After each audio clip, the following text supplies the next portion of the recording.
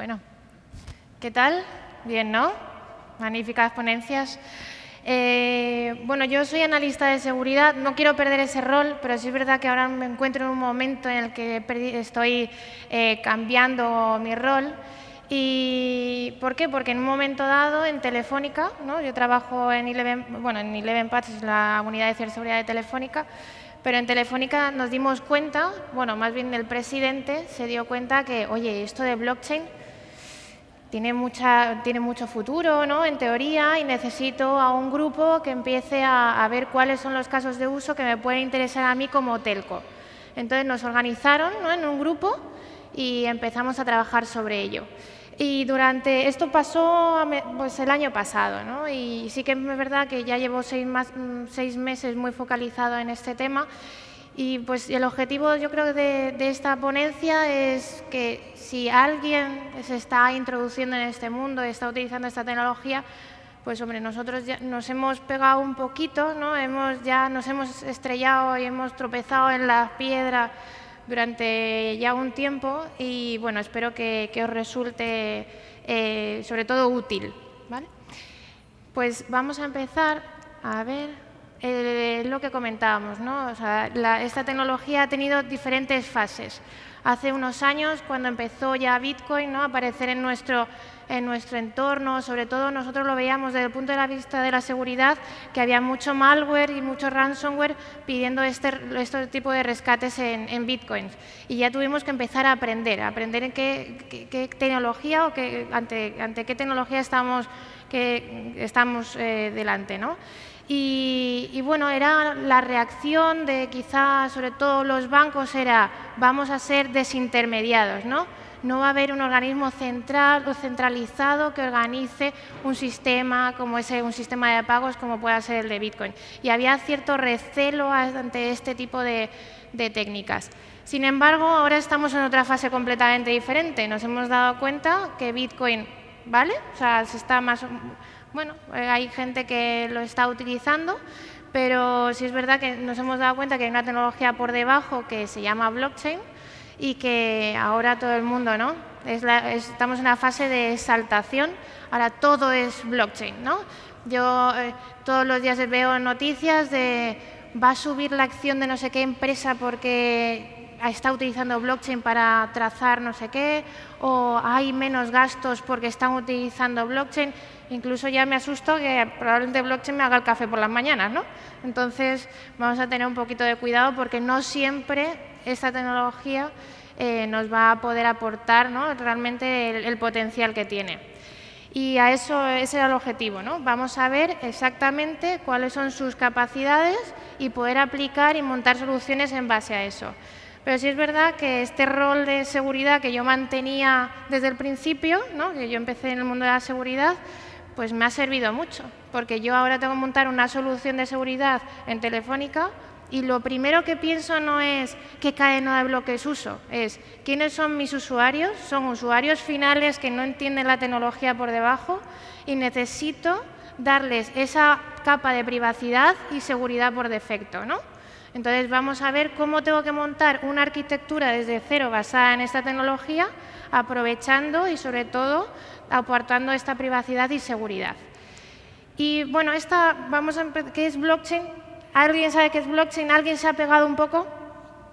Bueno. ¿Alguien ha montado una solución en blockchain? Ahí ya, ¿no? Bueno, vamos a ver en qué momento nos puede aportar esto. Esta es, ¿no?, más o menos, vamos a basarnos en la cadena de bloques de Bitcoin, porque al final es lo que más conocemos todo el mundo, pero sí es verdad que todas difieren muchísimo. A mí muchas veces me preguntan, Yaiza, ¿qué diferencia tiene Bitcoin con Bitcoin Cash, con Bitcoin no sé cuántos? Digo, espérate, me tengo que leer el paper, no sé, o sea, no me sé todas, no sé qué aporta cada una aportará, tendrá su diferencial, ¿no? Y bueno, pues esta es la estructura, pero vamos a empezar por la primera parte, ¿no? Alice quiere mandar bitcoins a Bob. Yo siempre hago aquí el mismo chiste, lo de Alice y Bob para mí son como la Angelina Jolie, ¿no?, y el Brad Pitt de las películas. Pues esto en los libros de tecnología son los mismos. Pues Alice quiere mandar bitcoins a Bob. ¿Cómo lo hace, no? Pues al final Alice, tanto Alice como Bot van a tener que tener direcciones y claves privadas asociadas, ¿no?, a sus wallets. Esta es la estructura, o sea, a partir de una clave privada, quien sea así un poquito más techy, pues la verdad es que puede invertir aquí bastante tiempo, es bastante curioso cómo funciona la criptografía en Bitcoin. Pues a partir de una clave privada, ¿no?, se aplica un tipo de curva elíptica que en este caso se llama SECP256K1, ¿vale? Para mí es transparente, la verdad, yo aquí me pierdo. Llegamos a una clave pública, que esa clave pública se aplica a un algoritmo de hashing RIP-MD 160 y esa parte en azul corresponde a ese trocito de lo que va a ser la dirección que va a tener el usuario. Sin embargo, por delante de esa parte gris va a representar la parte de la versión del protocolo de Bitcoin y por la parte posterior van a aparecer una serie de bytes que van a hacer la función como de checksum, ¿no?, para validar que esa dirección es correcta y se ha generado de forma mala. Vale, aquí está la primera pregunta, ¿no? ¿Los usuarios están preparados para disponer de direcciones y claves privadas? Es decir, yo monto una arquitectura basada en un fork de Bitcoin y le quiero dar ese poder al usuario de gestionar sus direcciones y claves privadas. ¿Vosotros qué opináis? En el sistema de Bitcoin tradicional, el usuario tiene sus direcciones y claves privadas y las gestiona, ¿no?, como quiera. Pero los usuarios tienen esa capacidad de conciencia, están concienciados en que si pierden a día de hoy, ¿no?, esa clave privada, van a recuperar su dinero. No, ¿verdad? Vale, pues la respuesta… esto siempre es mi opinión, ¿eh? O sea, luego cada uno, seguro que la sociedad evoluciona, la gente está más concienciada, sabe almacenar sus claves privadas de forma adecuada o se crean soluciones precisamente para hacer eso más sencillo, pero a día de hoy, en mi opinión, creo que no estamos preparados. Pero aquí siempre cuento los mismos ejemplos. Yo me acuerdo, yo empecé en el mundo porque tengo un compañero, ¿no?, que se llama Félix, que empezó, pues yo qué sé, cuando en 2013 ya empezaba a minar, ¿no? Y él empezó a minar con su equipo, ¿no? Se ponía su equipo a minar y cuando poner tu PC a minar era rentable, ¿no? Porque a día de hoy ya hay hardware específico dedicado a la minería de Bitcoin y, sinceramente, no entramos ni a competir. O sea, un PC normal ya ni entra a competir en esa parte. Y bueno, pues él empezó a minar, empezó a conseguir sus primeros bitcoins. Lo que pasa es que años después dijo, ostras, que esto del bitcoin ha crecido, ¿dónde están mis claves? Bueno, encontró su ficherito, su wallet, ¿no?, donde almacenaba la clave privada, pero estaba protegida por una clave maestra que era tan larga y tan complicada que ya no se acordaba. Es decir, había perdido su clave privada y no podía mover su dinero, ¿no? Y a día de hoy pues tendrá como una especie de 3.000 euros en bitcoins, ¿no?, que no puede mover. Y eso no es que mi compañero sea torpe, que no lo considero torpe precisamente tecnológicamente, pero sí es verdad que es algo que puede ocurrir, imaginaos a un usuario normal, ¿no? Vale. Segunda pregunta, ¿no? Bueno, la segunda fase sería Alicia crea una transacción firmándola con su clave privada. ¿Somos de verdad capaces de estimar el volumen de operaciones a aterrizar, para crear las transacciones? Es decir, yo monto una solución basado en Bitcoin, en lo que fuera. ¿Soy capaz de saber cuántos clientes van a consumir mi servicio? ¿Cuánta gente? ¿Cuántas operaciones van a hacer cada uno de ellos?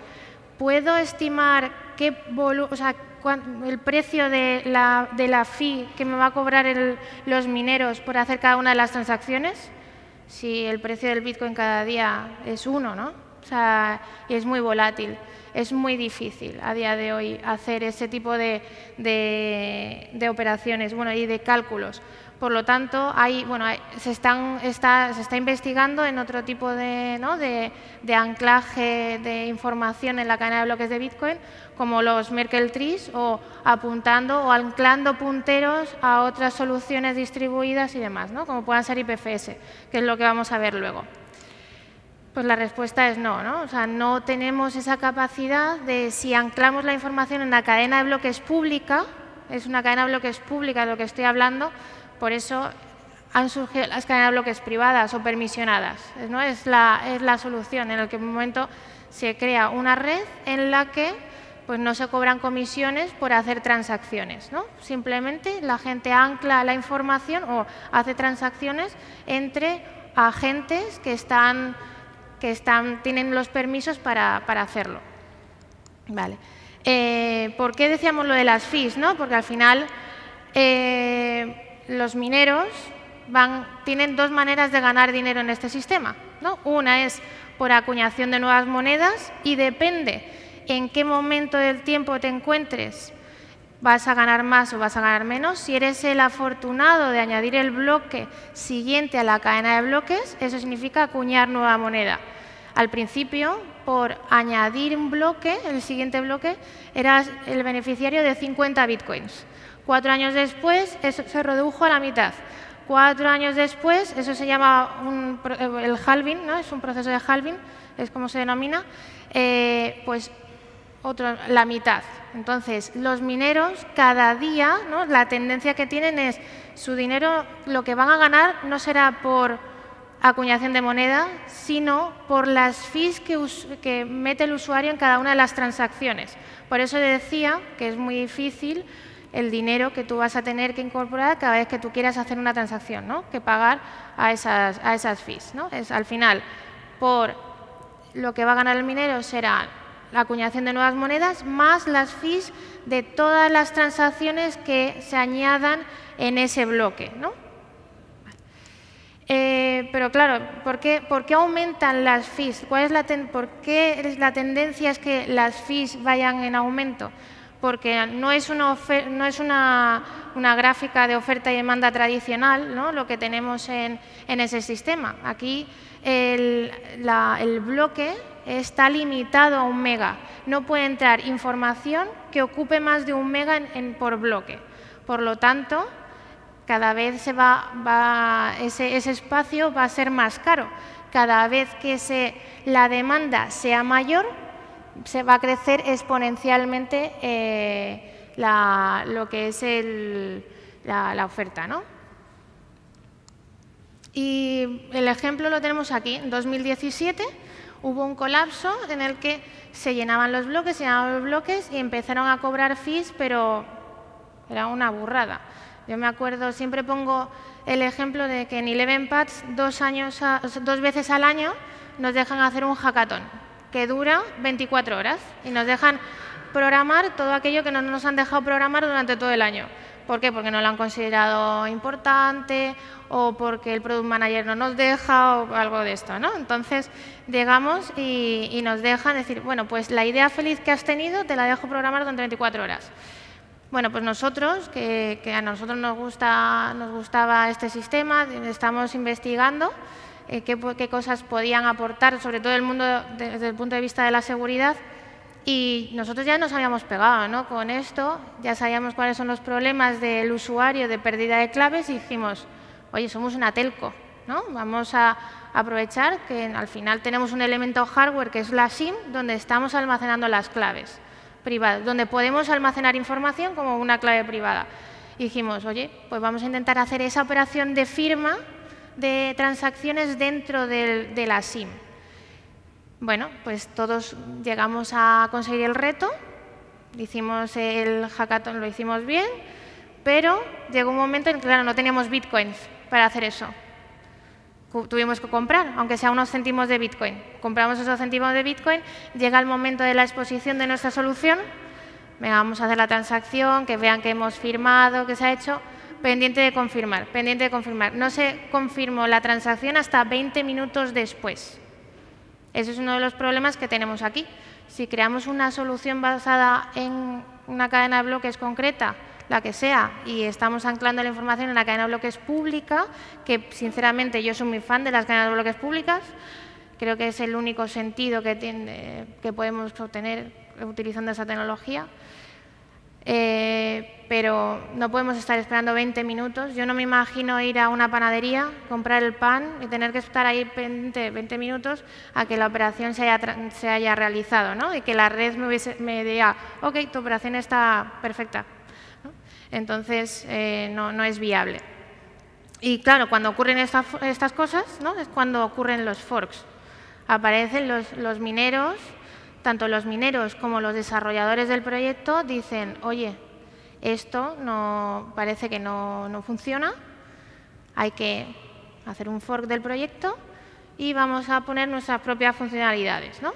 Esto no ha ocurrido ni una, dos ni tres veces. Esto ya, si vamos a coinmarketcap.com, por ejemplo, en esta página podemos ver listadas, bueno, pues de 1.400 proyectos derivados de Bitcoin, por ejemplo, ¿no? Entonces, bueno, ahí está la gente que sigue mucho este mundo, el hecho de invertir tiempo en analizar qué nos aporta cada uno de estos proyectos. Y yo creo que yo creo que es bastante relevante conocer la primera vez que pasó esto, ¿no? Pasó yo creo en agosto de 2017, se creó el primer fork, ¿no? El primer fork de Bitcoin, que fue con Bitcoin Cash. ¿Esto qué significa? Que las reglas del juego cambian, ¿no? Aquí ponemos, dice, dan lugar a soluciones basadas en las anteriores, ¿vale? O sea, estoy utilizando un protocolo parecido al de Bitcoin, pero se establecen nuevas reglas incompatibles con la red original. Es decir, yo compro Bitcoins esto sería, ¿no? la red de Bitcoin normal, pero compro Bitcoin Cash, que por ejemplo aquí yo no puedo gastarlos en la red de Bitcoin, solo puedo gastarlos aquí, ¿vale? En Bitcoin Cash. Sin embargo, si yo tengo los Bitcoins aquí, puedo gastarlos en los dos. Puedo gastarlos en la red de Bitcoin y en la red de Bitcoin Cash. Ejemplo, WannaCry. Sabemos que WannaCry aquí yo creo que todo el mundo está muy sensibilizado con ese día y que a nosotros nos afectó mucho. Llegó un momento, ¿no? WannaCry fue el 16 de mayo de 2017, yo creo que es una fecha que no se me va a olvidar nunca en la vida. 16 de mayo empezó, ¿no? Se generaron, la extorsión se hacía, creo que eran 4 direcciones diferentes. Todo el mundo que recibía estaba comprometido empezaba a recibir la extorsión con 4 direcciones. Bueno, cada muestra tenía una dirección, pero en total, si hacías ese análisis, al final contabilizabas 4 direcciones diferentes.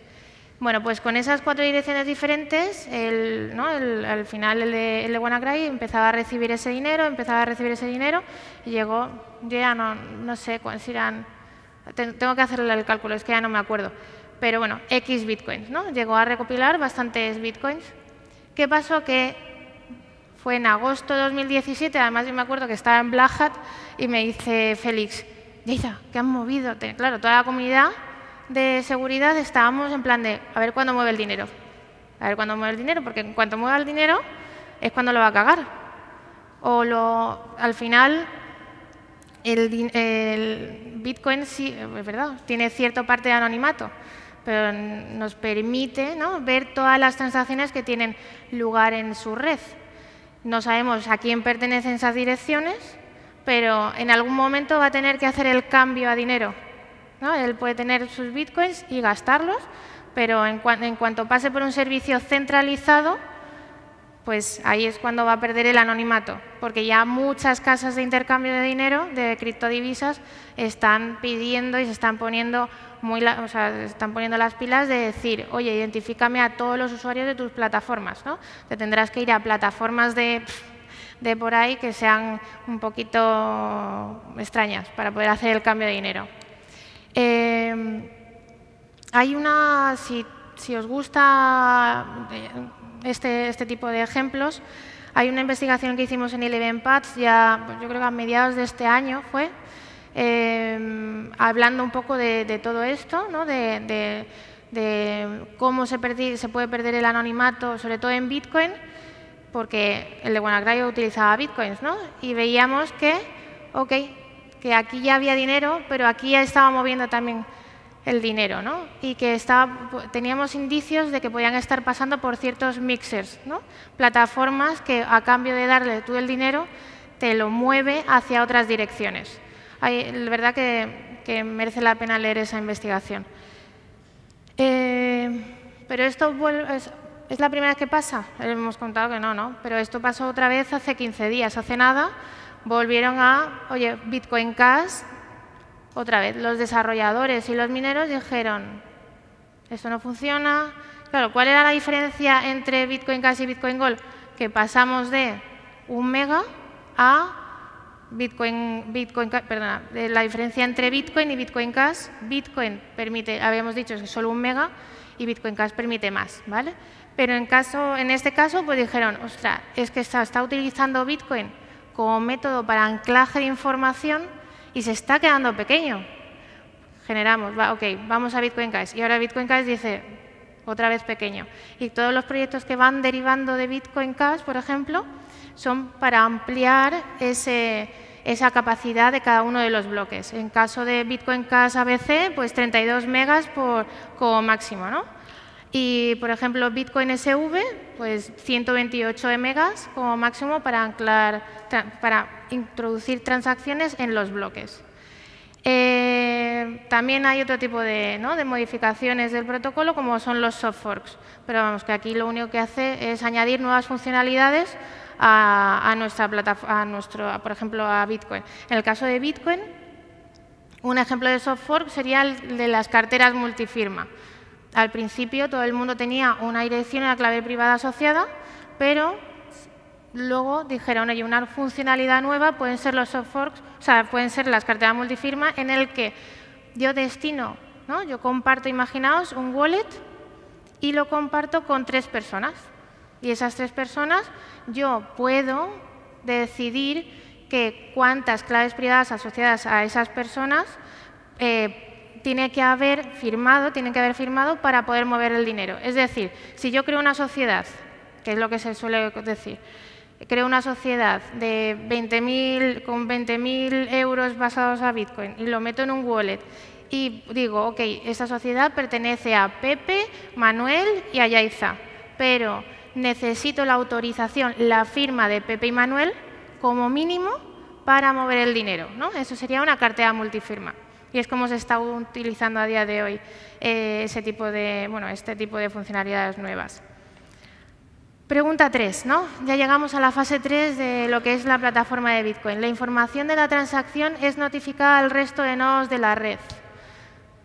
Si vamos a blockchain.info, bueno, cuando dice notificar, o sea, al final eso entra como una especie de pool, ¿no? De transacciones pendientes sin confirmar. Tú firmas la transacción, pero no se va instantáneamente a la cadena de bloques y tú la ves reflejada. Se notifica al resto de nodos de la red en plan de, oye, que hay una transacción nueva. Hacemos ahí un pool de transacciones y ya veremos qué hacemos con ellas, ¿no? Ya entra en la fase de minería después. Pero, ¿cuántos nodos hay, ¿no? Si vamos a blockchain.info, podemos ver en tiempo real cuántas son las transacciones que entran dentro de ese pool de transacciones pendientes sin confirmar. Y más o menos se pueden estimar los nodos que hay en esa red de Bitcoin. Sin embargo, cuando yo creo una solución basada en una cadena de bloques, es que me parece muy gracioso, porque a día de hoy veo muchas soluciones en las que solo hay un único nodo, ¿no? Entonces, ¿para qué quiero blockchain si solo tengo un nodo? Que son los encargados de meter transacciones en la cadena, ¿no? Y anclarlas.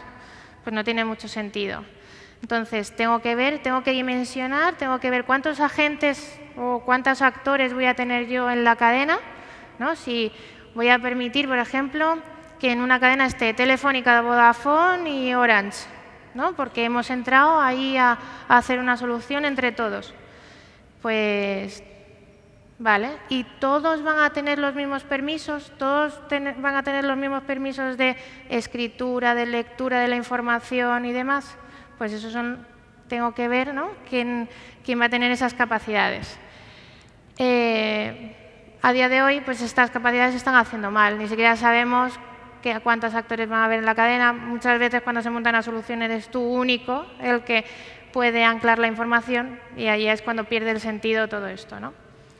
Esta es la plataforma que os decía. Bueno, si vais a blockchain.info y demás, pues aquí podéis ver en Unconfirmed Transactions, pues podéis ver todas las transacciones, ¿no?, que están pendientes de confirmar. Siguiente fase. Vamos a la fase 4. Tras validar la información, uno de los nodos será encargado de añadirla en un nuevo bloque a la cadena de bloques. Es decir, he metido ciertas transacciones priorizadas por las fees, porque los mineros te van a decir que solo van a meter en un bloque las fees que más, las transacciones que más fees tengan. Van a hacer un bloque, meten un bloque y lo van a añadir tras el proceso de minería. Si son los encargados y son los que tienen la suerte de hacer una operación matemática cuyo hash, de encontrar un hash que empiece por X ceros al inicio y demás, o con cierta dificultad, pues van a añadir ese bloque al siguiente, ¿no?, a la cadena de bloques. Ese es el proceso de minería. ¿Todas las cadenas necesitan el proceso de minería? En el caso de tener un nodo, ¿para qué voy a tener un proceso de minería? Vale, dices, yo sí, esto de la cadena de bloques me aporta, aunque sea yo solo, ¿no? ¿Para qué vas a hacer un proceso de minería si eres tú el único que va a hacer ese tipo de operaciones? Al final estás gastando energía, ¿no? ¿Y para qué lo vas a hacer? Hay veces que se está utilizando, decides no tener proceso de minería y utilizar la cadena de bloques solo como método de anclar información, como timestampear una información. Es decir, quieres decirle a terceras partes o a tus clientes que esa operación ha ocurrido en este momento determinado y que es imborrable. O sea, es imborrable, es inmutable y demás. Bueno, pues es otra de las características que tiene hacerlo de esta manera. Comentábamos al principio, ¿no? Aquí en Bitcoin, pues sí, podías poner al principio tu PC a minar y, bueno, podías al principio ganar algo de dinero. Ahora la tendencia es ceder tu capacidad de cómputo a un pool de minería y, bueno, pues si ese pool de minería tiene la suerte de encontrar el hash, hacer esa operación matemática, encontrar el hash y añadir el bloque, pues podrás, ¿no?, revertir ese dinero que tú has invertido.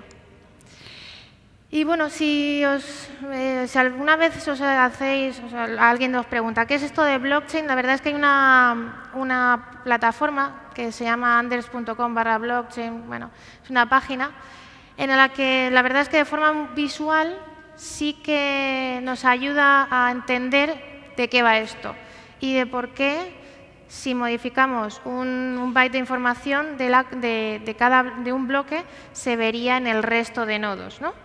O sea, el resto de nodos podrían decir que ha sido modificada. Bueno, pues imaginaos, ¿no?, en esta parte, ¿no? Este sería el bloque Génesis, es que es como se llama al primer bloque de los primeros de la historia. Bloque 1. Imaginaos que yo en los datos, claro, al final en Bitcoin se añaden transacciones. Pues yo aquí pues añado información, ¿no? Y mi sistema de contabilizar qué dinero da, o sea, ¿no?, qué dinero envío o recibe cierta persona y demás, pues digo, oye, mira, Yaiza, que en Bitcoin es una dirección, ¿vale?, envía a Félix, que en Bitcoin estaría representado por otra dirección, le envía 80 Bitcoins. Puedo hacer ahí todas las operaciones que yo quiera, ¿no? Puedo poner Manuel le envía lo que fuera, Vale. ¿Qué información tiene el bloque? Tiene toda esa información, oye, es el bloque 1, el campo nonce, que vamos a ver en qué consiste, los datos que yo quiero anclar en la cadena y el hash previo. El hash previo al final, si es el bloque Génesis, va a ser 00000, ¿no? Pero luego, por ejemplo, esto es el proceso de minería.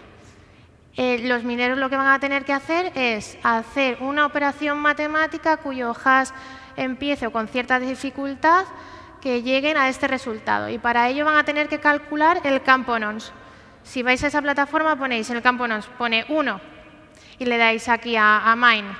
Y dice, no ha llegado. Y se queda ahí pillado. Pongo 2, no llega. No hemos llegado a este resultado. Pones 3, tal. Bueno, pues ya calculado, llegáis al 65.693 y ya llega y dice, OK, he encontrado un hash con la complejidad que tú me has dicho. Vale, OK. Siguiente bloque, ¿no? Esto ya se añade a la cadena de bloques, siguiente bloque. Llegamos y hacemos la misma operación. Bloque 2, datos. Oye, ahora Félix le manda a Pedro 60 bitcoins, ¿no? O lo que fuera, o 60 patatas. Información que tiene que tener el bloque, el hash previo, el hash del bloque anterior, ¿no? Que es este hash. Y volvemos a hacer otra vez la misma operación de minado, ¿no? Hasta que llegamos a un número que es el 106.626 y que, oye, pues ya hemos dado con este hash. OK. Volvemos y esto así sucesivamente. Que al final esta información es replicada por todos los nodos de la red. Todos los nodos tienen se ha duplicado dicha información y la información, si nosotros ahora modificamos cualquier byte de información allí, por ejemplo, y decimos ya hice el envío a Félix en vez de 80, 50, aparecería en rojo, ¿vale? O sea, es una manera de forma visual que, oye, que modificando información que ya está anclada sería visible por el resto de nodos de la red. Vale, fase 5. ¿No? Los bloques encadenados, al final, la información se replica en todos los nodos y los bloques se van encadenando, como hemos visto en la página de anders.com, ¿no? OK. La pregunta es, ¿nos hemos preocupado de que nuestro sistema que usa blockchain cumpla también con GDPR? Mi compi de legal aquí, que ha venido a verme, me dirá, madre mía. Esta es la pregunta cuando empezamos a hacerlo. Además, la llamé y dije, tengo un problemón, porque es que no había caído nunca.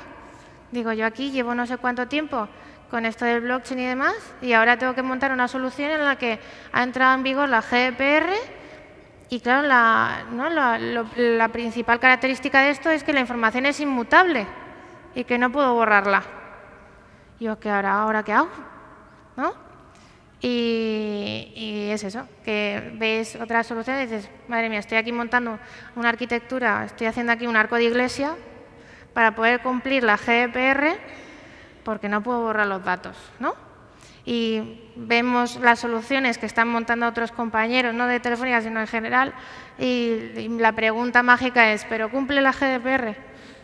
Y llegas y dices, no, ni lo hemos pensado. Digo, pues empieza ya a preparar el arco de iglesia, ¿sabes? A modificar tu arquitectura, porque eso no te va a servir, ¿no? Para hacer ahí un hackathon, pues te puede servir, ¿no? Y que algo que no vayan a utilizar cientos de usuarios, pues te puede servir. Pero cuando te tienes que dar el poder al usuario de borrar sus datos, empiezas a sudar ya. ¿Y por qué? Precisamente por eso, por la inmutabilidad de la información. No puedes borrar información, no puedes modificarla. Y entonces, cualquier persona que tuviese una copia de esa base de datos tendría listado pues, todas las operaciones. Y si tú en algún momento tienes trazabilidad de que una dirección está asociada a Pepe Pérez, imagínate que ya no eres tú solo el que tiene información de tus usuarios, sino la estás compartiendo con Vodafone y con no sé quién, podrían decir, OK, recorro toda esta dirección y dices, tengo todo el listado de estas operaciones y tiene no sé cuánto dinero o tiene no sé cuántas patatas, me da igual, o ha consumido no sé cuánta energía de lo que fuera. Antes de esto, también, lo que al final la solución que nosotros hemos tomado es, tenemos que tener en cuenta la información que anclamos, no la anclamos en bruto, ¿vale? No anclo que esta dirección que representa Pepe Pérez o esta dirección que representa Telefónica o a quien sea, a Vodafone, hace una transacción a esta dirección que representa Pepe Pérez Y si anclo ahí y creo un asset nativo, o sea, en Bitcoin hay assets nativos, ¿no? Cualquier persona puede ver que una dirección ha enviado a otra dirección 3 Bitcoins. Y eso se ancla. Hay cadenas de bloques que me permiten no anclar esa información, simplemente hacer operaciones, ¿no? Y se aparece registrado un ID de transacción, una dirección que envía, que ha hecho una transacción a otra dirección, pero no se ancla la información. Luego tienes como una especie de espacio, ¿no? Donde tú poder ahí anclar cierta información, pero anclas un hash que representa información que tú tienes almacenada en otras bases de datos. Y ahí sí que puedes cumplir la GDPR, porque puedes borrar en tu base de datos tradicional. Lo único que aparecería, si el usuario te pide el borrado, aparecería un hash de una transacción que no representaría nada, ¿no? Entonces, ahí ya sí que podríamos cumplir. Y luego, esto es muy importante, la última, ¿no? Ya Bob dice que ya puede, ¿no? Que ya puede usar los bitcoins que ha recibido de Alice. Pero, ¿valora el cliente ese valor adicional que le ofrece el hecho de usar esta tecnología? El otro día leí un artículo que decía que solo el 80% de la población española no sabía ni había escuchado que era blockchain. Entonces, o sea, yo creo que lo que tenemos que, en este caso, porque también, claro, nosotros tenemos que, cuando hacemos una solución, tenemos que trabajar con el departamento de marketing, o sea, de legal, pero también con la gente de comunicación. O sea, es decir, o sea, yo estoy utilizando una tecnología que aporta mucho, pero luego si la gente no sabe ni lo que es como, ¿qué estoy haciendo, no? Pues eso, que la gente no lo valora. Lo que tenemos que poner en valor es pues, esas capacidades que nos aporta. Por ejemplo, ¿cuáles son los casos de uso más importantes que están saliendo? Pues cuando anclamos información en una cadena de bloques pública, cuando le damos esa información, o sea, cuando le damos la capacidad de transparencia al usuario. Si mi caso de uso está basado en darle transparencia al usuario y estoy anclando la información en una cadena de bloques privada, ¿quién no te dice a ti que has modificado lo que sea? O que tienes una cadena de bloques paralela, donde estás haciendo otras operaciones, ¿no? Entonces, no tiene mucho sentido. Y aquí yo creo que me he saltado algo, pero bueno, voy a seguir. Entonces, la conclusión al final es... Ah, sí, creo que me lo he saltado. Es otra pregunta. Tú anclas la información y la información es inmutable. Pero ¿quién no te dice a ti que esa información es falsa? O sea, no hemos hecho un paso previo de valorar si esa información que hemos anclado es verdad o es real o hemos anclado algo erróneo, ¿no? Imaginaos que yo he hecho una operación por detrás y he dicho, OK, tengo que hacer una transacción a este usuario de 3 Telefónica Coins, pero esa operación está mal hecha y he anclado 7. Al final es errónea, ¿no? Esa operación. Vale, entonces la traducción es, podemos utilizar blockchain cuando tiene sentido, pero porque nos da persistencia. Esto de la persistencia, la verdad es que no es un atributo que sirva de mucho, porque la persistencia también la puedes hacer de otras maneras en un sistema tradicional. La trazabilidad, sí, todo queda registrado. La integridad de la información, OK, ¿no?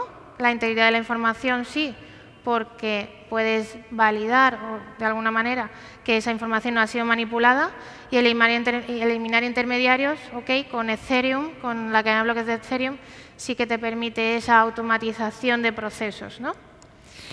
Los primeros casos de uso. Yo pensaba que no iba a llegar, digo, una hora hablando de esto y ya veo, digo, si me quedan 12 minutos, todavía me queda la mitad de la presentación. Primeros casos de uso, lo que veíamos del almacenamiento de la información. Al principio se almacenaba la información en direcciones, ¿vale? Claro, cuando las transacciones no valían nada.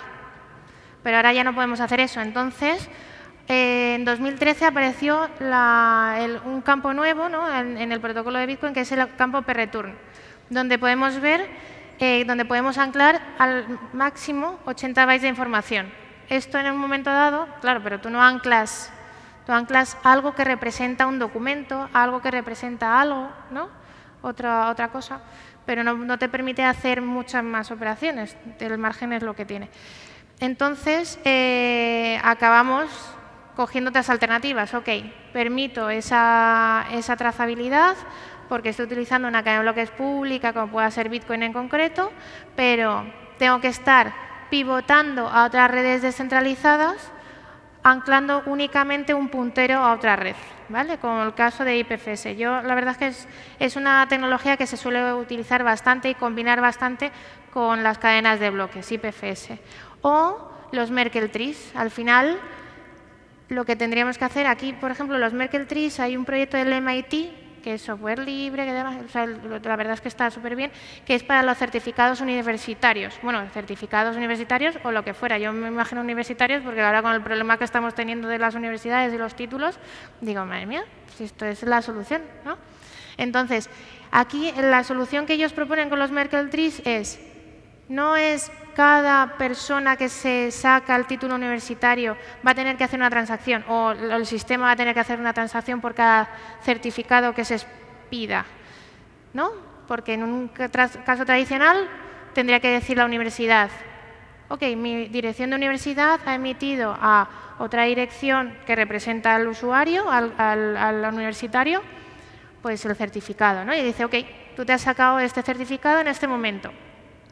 Pero claro, si tienes que hacer, yo qué sé, la Universidad Politécnica, ¿cuánta gente tendrá estudiando? Pues tendrá bastante, miles, ¿no? Y si tengo que hacer miles de operaciones en Bitcoin, pues vete preparando el dinero.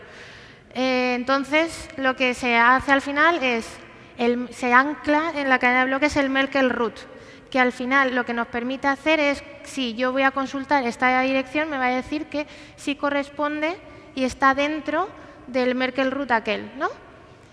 Al final, yo creo que ahí lo tengo mejor explicado. Dice, los Merkle trees nos ayudan a optimizar el proceso de anclaje de las pruebas de existencia. Al final, utilizamos la cadena de bloques para hacer una prueba de que ha ocurrido algo, porque nos dan herramientas para confirmar que un documento ha sido utilizado para conformar el hash de su raíz, ¿vale?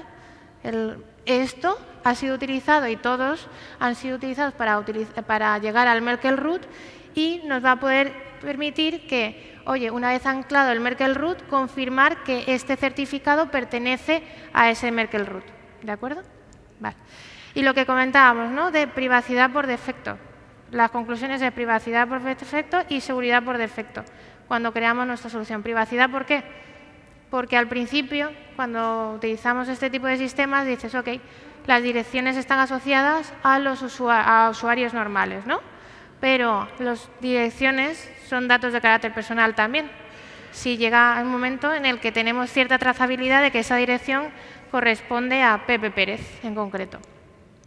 Y lo que comentaba antes, en función de cómo anclemos la información, si no permitimos el borrado, no estaríamos cumpliendo con el artículo 17 de la GDPR. Y las tendencias a día de hoy, sobre todo en temas de privacidad, lo que estamos hablando, la verdad es que hay 3 proyectos que a mí me enamoran, que son Monero, Zcash y Dash, ¿no? En el que la privacidad viene por defecto, esta no viene por defecto, pero en ningún momento yo sabría cuáles son las direcciones, ¿no? Y podríamos enmascarar el origen, el destinatario y el saldo de todas las transacciones que tienen lugar en esas redes. Y sobre todo también la seguridad por defecto. Yo vengo del mundo de la seguridad y a mí me preocupa la seguridad del usuario, ¿no? Cuando utilice este sistema. Pues hemos visto ya en el pasado muchísimas muestras de malware que se dedican a robar la capacidad de cómputo, ¿no? de las máquinas que están minando. Ya, esto es un ejemplo, pero es que existen millones de familias de malware que hacen esto. También otro problema, ¿no? Ya no es que yo comprometo la capacidad de cómputo, sino que yo expongo una página web, por ejemplo, en el que yo incrusto pues, cierto código JavaScript y que cada persona que se conecta a mi página estaría minando por mí, ¿no? Y esto es lícito si tú le pones un aviso, pero es que esas páginas no suelen poner, la mayoría de las páginas no suelen poner ningún aviso de que están minando, ¿no? Y está aprovechando tu capacidad de cómputo de tu equipo. Aquí hay una investigación también creada por Félix, un compi de trabajo, que lo podéis ver en el blog de 11pads, y qué casualidad, ¿no? Que las páginas, ¿alguien sabría qué páginas o qué tipo de páginas web son las que utilizan este sistema? Pues casi todas son de vídeo, ¿no? a páginas porno, sobre todo, intentan aprovechar eso, ¿no? Que tú vas a estar cierto tiempo viendo a cierta página o de páginas audiovisuales, bueno, de cuando juega el Madrid, o no, páginas de fútbol donde se visualiza los partidos de fútbol y demás, pues este tipo de amenazas las podemos ver en esas páginas.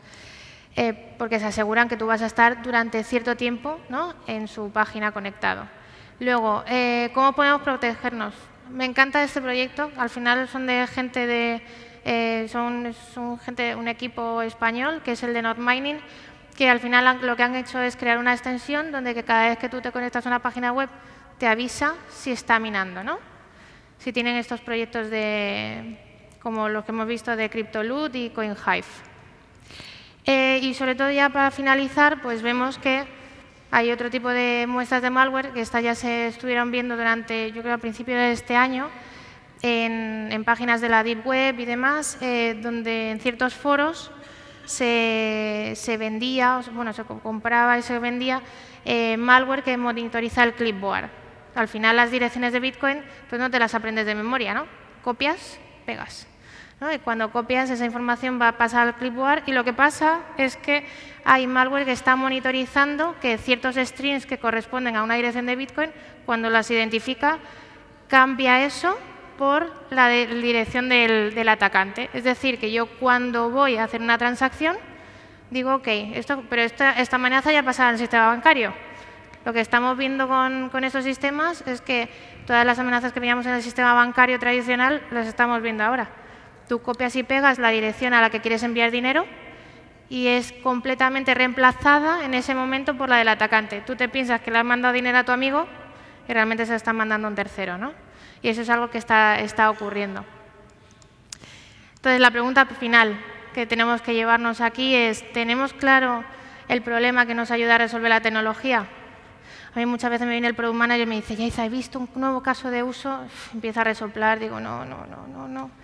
Es como tengo que poner a analizar si esto tiene sentido, ¿no? Y si realmente aprovecha las capacidades que tiene o simplemente me estoy dejando llevar por la inercia que está teniendo ahora el mercado y el nombre de esta nueva tecnología, ¿no?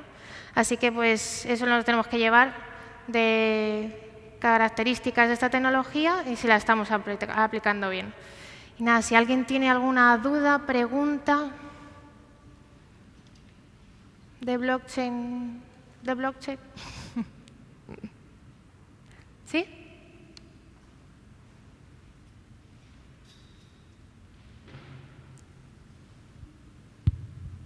Bueno, más que una pregunta es para recordar que has enseñado una, no sé si era extensión anti-crypto-mining.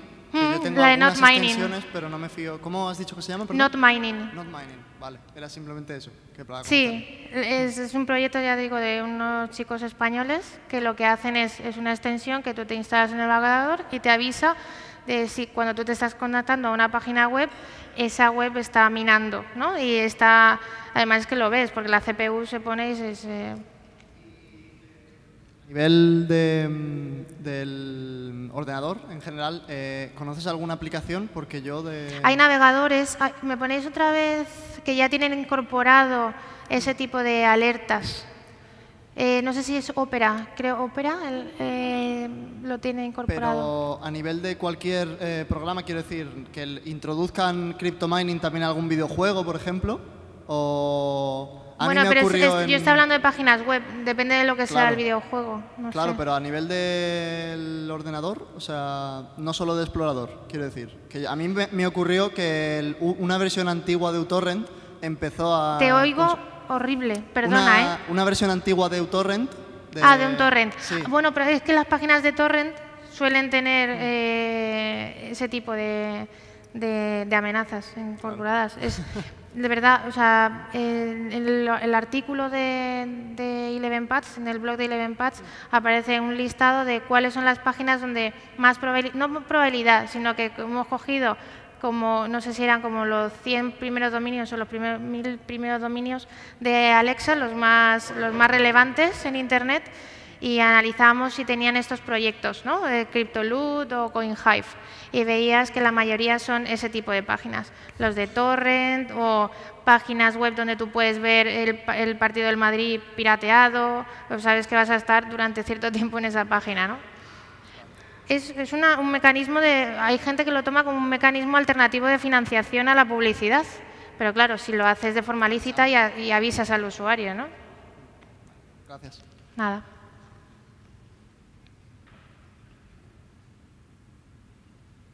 ¿No? Bueno, pues nada.